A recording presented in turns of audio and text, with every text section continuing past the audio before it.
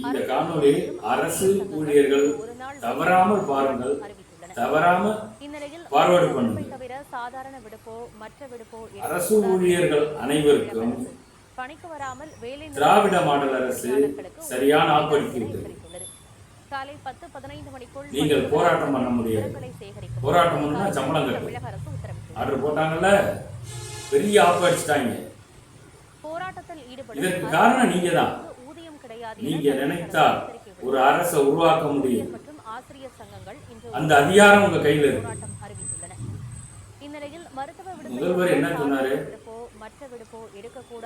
திமுக மீண்டும் ஆட்சிக்கு வந்தால் 2005க்கு முன்பு இருந்த ஓய்வூதியம் அனைத்து அரசு ஊழியர்களுக்கும் வழங்கப்படும் என்று அறிக்கையில் கூறினாரா? இல்லையா?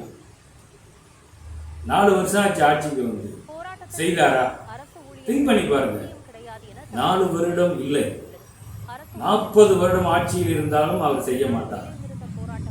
இதை புரிந்து கொள்ளுங்க, புரிந்து கொள்ளுங்க. அப்ப நீங்க என்ன செய்யணும்? மாற்று ஏற்பாட்டை ஆதரிக்க வேண்டும். கொள்கை உள்ள கட்சிகளை உருவாக்க வேண்டும். நீங்கள் ஆதரவு தர வேண்டும். எங்க கட்சியிலேயே நாங்க சொல்லியிருக்கோம். என்ன சொல்றோம்னா, வீட்டுக்கு ஒருவருக்கு அரசு வேலை. 2005 முன்பு இருந்த அனைத்து சலுகைகளையும் வழங்குவோம். அப்ப நீங்க எங்களுக்கு ஆதரவு கொடுக்கணும். நாங்க ஒண்ணும் பண்ண போறது இல்ல, வர்றோம் வரல அது வேற விஷயம்.